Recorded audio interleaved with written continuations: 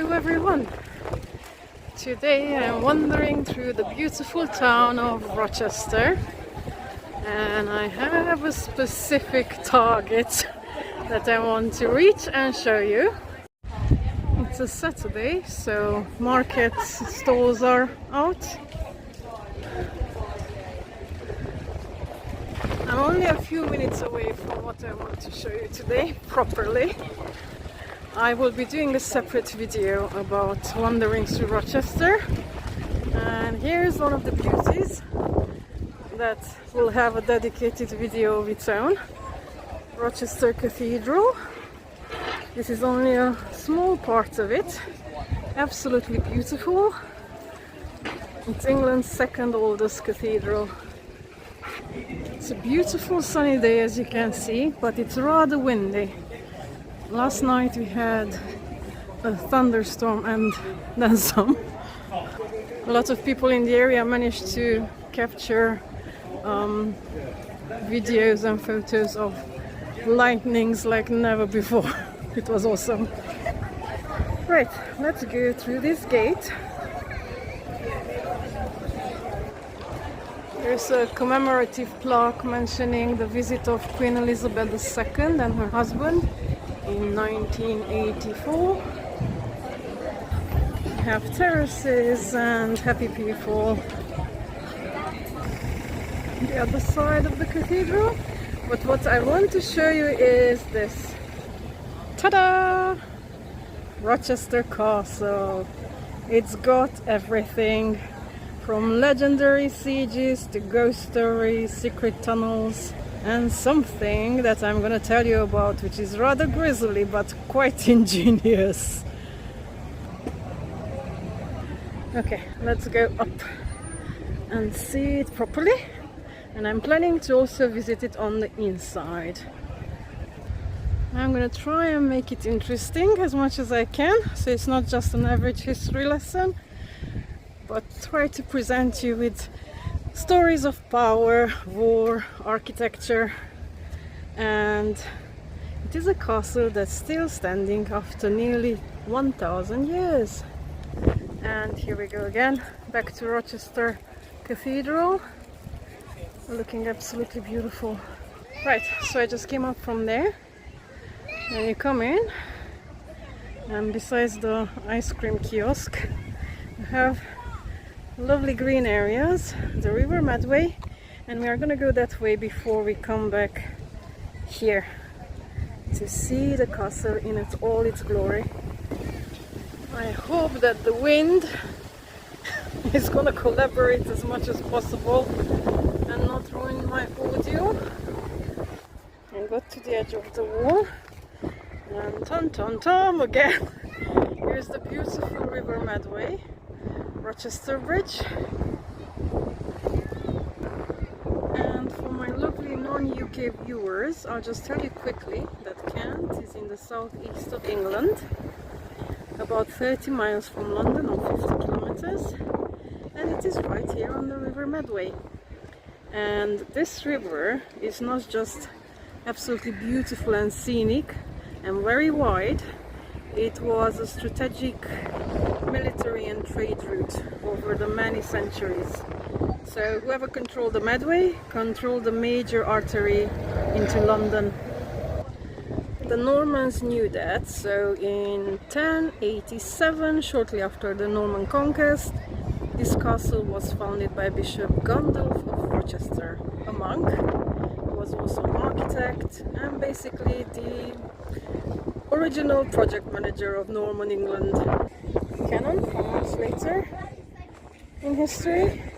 Now, Gundulf was also behind the Tower of London, the building of Rochester Cathedral, and loads more things. You could say that the dude had some serious stone cred. Rochester Castle started as a moat and bailey structure, but by the early 1100s it was rebuilt in stone, because a wooden castle is nice, until someone sets it on fire. More of the wall remnants. Some parts are really well preserved and some are not. But if you're wondering that what makes Rochester Castle so special, well, there's a few things. It's a stone keep that is one of the tallest in England. It stands 113 feet tall. Imagine it like a 10-story building that was built in the 1100s, which was a very long time ago. It is also, let me just zoom in, one of the best preserved Norman keeps in the UK. You can still walk the spiral staircases, which I'm hoping to do in a few minutes. And then we can peer out through the murder halls and try to soak in the medieval vibes. Architecturally, it was a bit of a flex. It had a great hall, residential chambers, latrines with chutes, and it even had heating, which was kind of considered as medieval luxury, folks. If you think that you have seen something similar, you might be right from my videos. Last year I went and visited Dover Castle, which is again absolutely amazing. Much larger, still Norman, so there's a lot of similarities. Okay, I found a drawing that kind of shows us how to imagine how the inner and outer baileys were structured. I hope it shows, because the lovely shade or shadow of the tree branch is playing up against the drawing. I just wanted to show the part of the wall I just passed by. And I came out through there just because I wanted to show you more of the wall of the castle. And before I go in to visit it, I wanted to share with you about one of the most important events that happened here. Loads of things have happened, but this one stands out, and it's kind of like the story of it would fit a medieval blockbuster. Now, this famous event I just mentioned was the siege of 1215. I hope you heard that because a car just passed by whilst I was talking, as it always happens. Now picture this. England is in turmoil. King John, you know, the bad guy from every Robin Hood movie, has just signed the Magna Carta. Then almost immediately said, no, I changed my mind. The rebel barons weren't impressed and took control of Rochester Castle to stand their ground. Now John wasn't having any of it. What followed was a 2-month siege when he ordered massive trebuchets. Think about the medieval catapults, battering rams, and a full-on mining operation under the castle walls. And here's the wild part. To bring down one of the towers, John's engineers stuffed the tunnel with fat from 40 pigs and set it on fire. And what happened was a great big boom! And of course a part of the tower collapsed. It worked, and it was pretty ingenious in my books. I'm by no means a fan of King John, but I did find this move very, very clever. After this, the defenders kept holding on, and John nearly lost patience, but eventually starvation did the trick, as it always does, and the rebels surrendered, and John imprisoned the survivors in such terrible conditions that many of them died in captivity. How cool does that look like? The wind is being naughty. Now, after the story I just told you, you would think that the castle was abandoned or anything, but no, it was repaired, reinforced, and then a few days later, not days, but years later, it came under siege again, this time by King Henry III, John's son. In total, Rochester was besieged 3 times in medieval history, and it makes it one of the most besieged castles in the country. Later, during the English Civil War, it was briefly garrisoned but never seriously attacked again. The real danger came from neglect. Repeatedly, stone from the castle was removed and reused for other buildings in the 17th century. This was a sort of recycling before it was trendy. Right, let's go back in.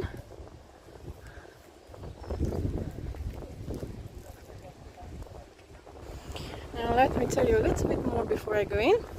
This castle was not only a royal prison, but it was also a prison for rebels from time to time. Found the spot under a beautiful cedar tree. So anyway, what was I saying? Yeah, during the 13th and 14th centuries, Rochester Castle occasionally served as a high-profile prison, not just for rebel barons, but also for foreign captives and political hostages. And one such notable prisoner was Hubert de Burgh, a powerful justiciar under King John and later his son Henry III. And after falling out of favor, he was imprisoned here in Rochester Castle in the 1230s, and it's kind of a proof that even the king's right-hand man wasn't safe from the dungeon. It is managed by English Heritage, and if you have a card, then make sure you come and visit it. Now the big climb begins. There's many steps to get to the top, but the views from up there were worth every single one of them.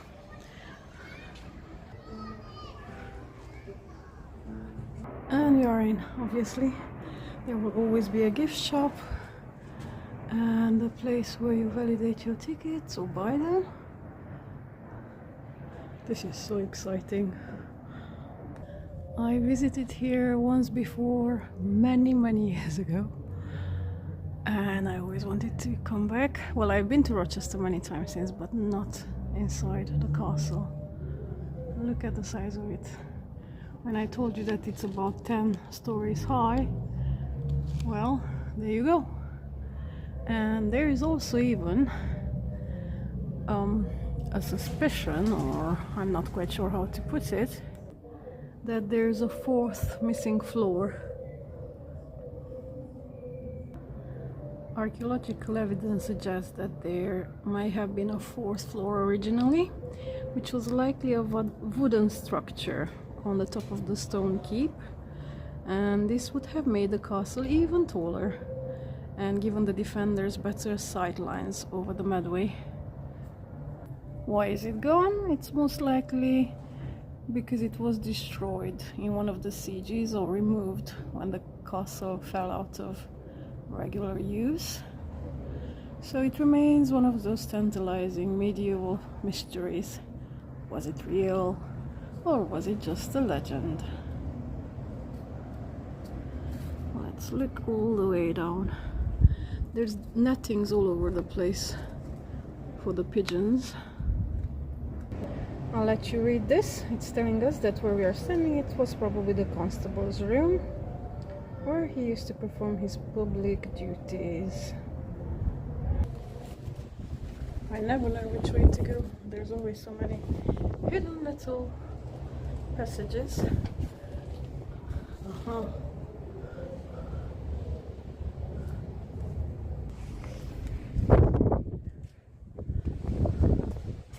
Safety for us and the view over the cathedral.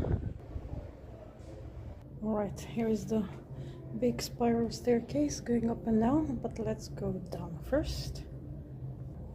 And I won't be able to film properly because steps are very uneven. I need to pay attention. Right, came down from there, a level.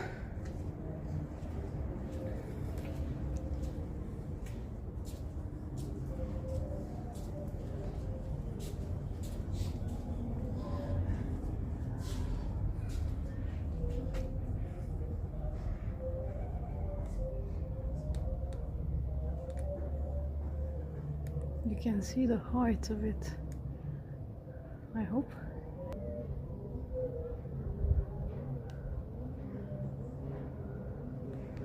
It is very spectacular even now in its ruined form. Another floor down. And where we are now, it is very likely that this was the cesspit.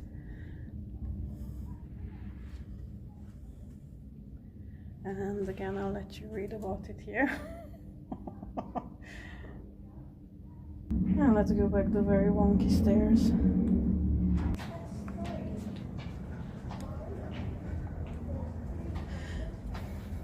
Now I have, as I said it many times before in previous castle visits, though I'm not going to be sharing it with you, what's right happening in my mind, but I do like to let my imaginations go, or rather the one I have.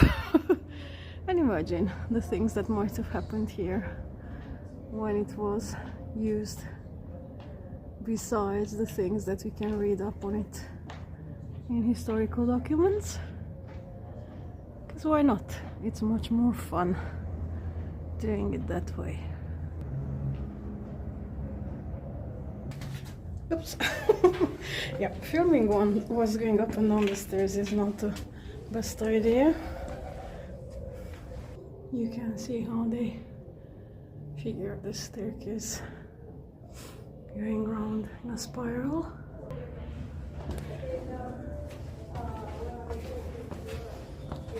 Okay, I ended up on one of the side chambers, which is the chapel, which was very important in every castle. They all had one, as folk in those times were quite religious, and it's very likely that whoever lived or was in charge of the castle will have visiting the chapel as part of its daily routine. I found the banner explaining us the timeline, and I'm gonna go down on it slowly. There's already some of the information I shared with you, but there is more to come. One thing I did not know is the very last bit, that in 1844 Rochester Castle was purchased by the city of Rochester for £6,572. Wow. Massive price differences. I don't know what the equivalent of that would be today, but the £6,500 nowadays would pay for rent for a house in London for a month. Oh, and I must show you that the view from here, from the chapel, the cathedral. Once again, I'll let you read about the Great Hall and the apartments that would have been here at this level. And one more reading about the mural gallery. I don't know if it shows, you can pause the video. But I have some more climbing to do till I reach the top. It's like up and down. These are really cool passages. As it's a Saturday, I thought there's gonna be a ton of people in here. There are some, but not a lot, so I'm very happy because I can talk and navigate more freely. Now let's continue through another passage. Oh, there's steps. Oh, I need to pay attention because as I'm looking through the camera and I'm doing something else, I do stumble sometimes. And the last thing I need is a fall in one of these very stony places. Now how cool does that look? Whee. And some more. They were very clever. I am very impressed with the build of this castle. There's There's a bench, and we can see some of the arches really well from here. Oh, wind, stop it. Now this is a part where you can see how the steps have eroded, so this side is completely, there's only a little bit left where we can climb up. And then there's parts that are locked up and we can't go in, like this one. So we'll continue this way. Now I just read that that's part of the tower that collapsed during the siege of King John and his porky bomb. Obviously it has been reconstructed, and we see the original bits on the left side. And just opposite that arch is this, the view onto the River Medway. And I found a little friend here. Hello! Are you having a little snooze time? You're a cute little pigeon. Yeah. Let's keep exploring. And I'm trying to remember what else did I read up on it. And one of the things I remembered is the possibility of secret escape tunnels existing underneath Rochester Castle and the area. There are long-standing rumors of escape tunnels running beneath the castle, and some supposedly connecting it to Rochester Cathedral, or even stretching toward the River Medway. While there are no confirmed full-length tunnels that have been excavated, small underground passages do exist, and some collapsed sections have been found over time. Now, my wandering brain thinks that could maybe some of the rebel barons have used these during the siege, or were they just used for moving supplies? Either way, Rochester is not just what's above the ground. I keep penning back here because I want to see it section by section as we are getting towards the top of it. Now let's keep climbing.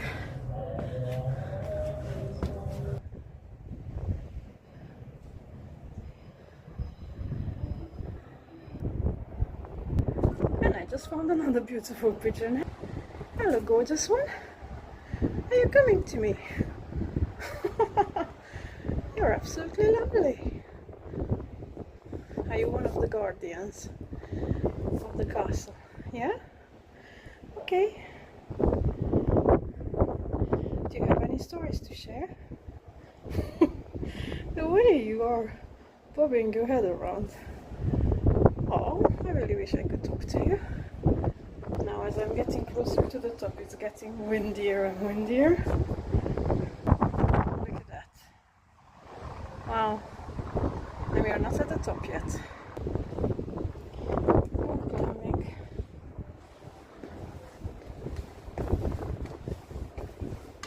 And up. We are up.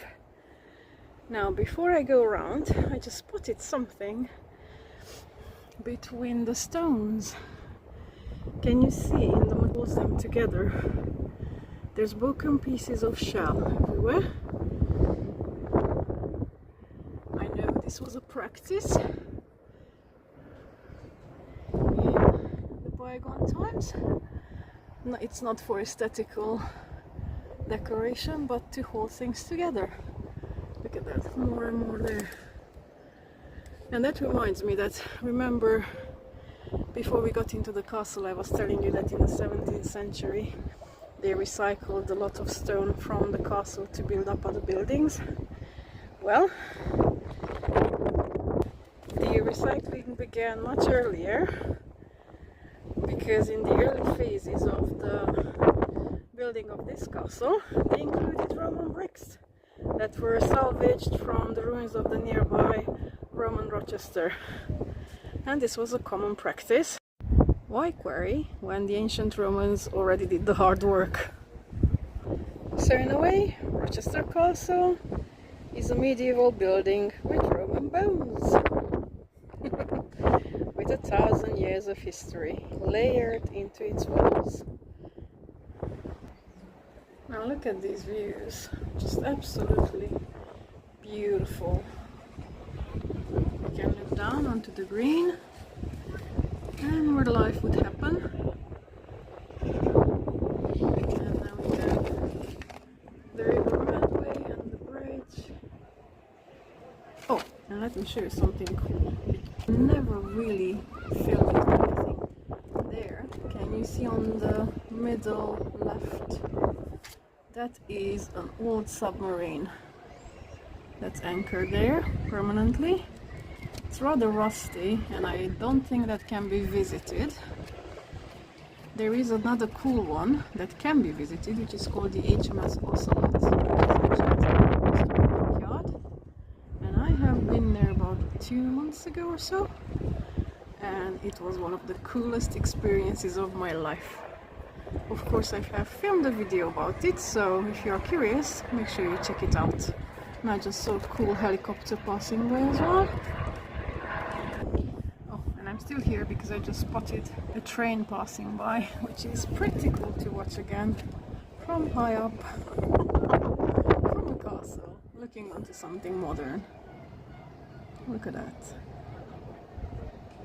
It's going across the bridge, crossing Strood, and who knows where it goes, I don't know. Probably into London. Now we can see more of the other side of the castle walls on mid right. This is so cool. They have reinforced it here a bit. Suppose it's needed. Let's go around all the 4. You can't go around there. Well, we can go all the way to it, but that tower is not open, I think. It might have collapsed in the middle.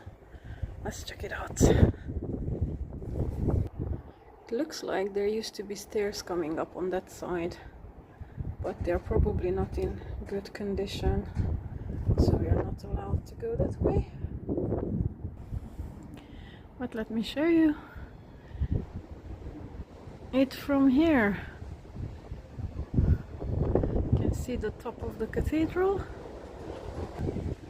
and more of the river, and also wall I passed by when I started the visit. You can see it. Oh, I almost forgot that another interesting thing about Rochester Castle is the twin wall defense system. It is unusual because it had 2 concentric walls within the keep itself, and during Norman times most of the keeps had a single perimeter, but Rochester's interior was divided with a cross wall, which allowed the defenders to fall back and continue resistance even if one half was taken. So it's like a castle inside a castle. I would say that's medieval defense at the next level. One more look this way. And let's go to see the other side. And this is the view from the other side. Look at that. We can see Rochester Cathedral in all its glory from up here. Absolutely beautiful. Now this view has definitely worth climbing up those stairs. Those of you who are my regular viewers will know that I enjoy climbing up in every tower possible whenever opportunity, because you always get to see things from a different perspective than when you are down on the ground level. Okay, let's do a panning. You can see, oh, let me just show you, I just spotted that we can actually see some of the hangers of Chatham dockyard that I just mentioned earlier. Sorry, the wind is a bit strong. There we go, can you see? It's right in the middle of the screen. Those grey and white ones by the river. And the submarine is not far from them. It's a very, very historical area. Besides the dockyard, there is Fort Amherst in Chatham. Then here in Rochester, obviously, we have the cathedral. Loads and loads of things to see. It's a beautiful area to come and visit. Now, let's go through this tower as well.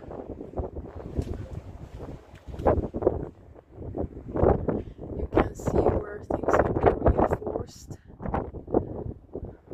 But we can see the old bits, which are absolutely amazing. And these were the windows where archers could stand and shoot out at the enemy. The wind is picking up again, but look at that site.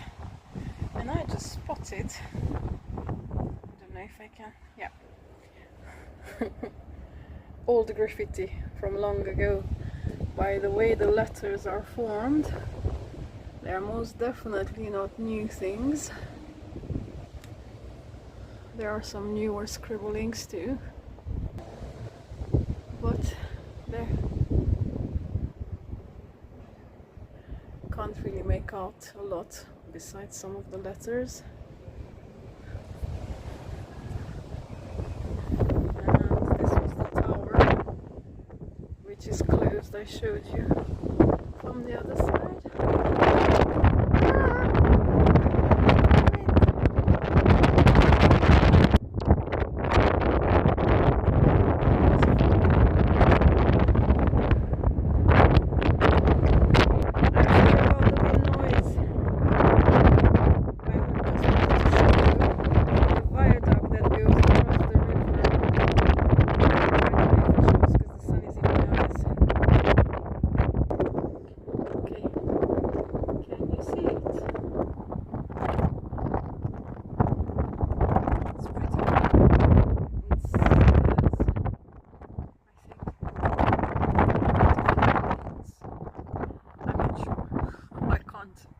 Make it out from here, and I don't remember ever crossing it. I passed by it with the train, but just find every large construction quite fascinating. Okay, one more look from here, and then I will start the descent. But before I do that, let me tell you one more interesting and quirky thing I read about here. That, well, it would go together really nicely, wouldn't it? A castle with a dragon. In Victorian times, the local fairs near the castle often featured a large papier-mâché dragon that they used in the parades. Why, no one is quite sure, but it became part of the local legend, with children believing that a dragon once lived under the castle. Now obviously there are no documented dragon sieges, but try and tell that to the Victorian kids at the time, terrified of the cardboard reptile with glowing eyes. And I just remembered another one, because if it's not dragons, then what's a castle without some ghost stories? And supposedly visitors have reported cold spots, shadowy figures, and even feeling like being watched by something or someone in the chapel ruins. And one of the popular tales involves a spectral knight figure that's pacing along the battlements during full moons.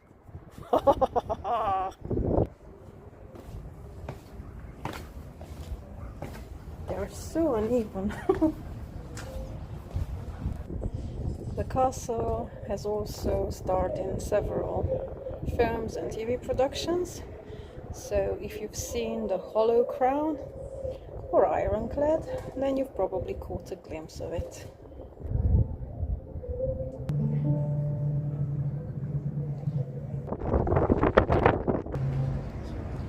just so beautiful. I keep on looking back. Now I almost forgot to mention to you the famous Victorian author Charles Dickens, who grew up nearby, and he was rather obsessed with Rochester, and he featured the castle in the Pickwick papers and called it stately and picturesque. In fact, you know, if you're visiting his grave at Westminster Abbey in London, you will find a tiny clod of earth from Rochester that was buried with him.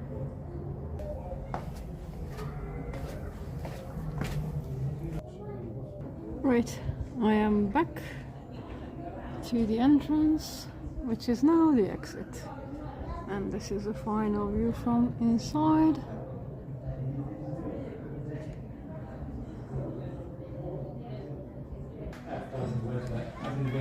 And now to go. This was amazing, absolutely amazing. I really enjoyed it. I hope you have as well.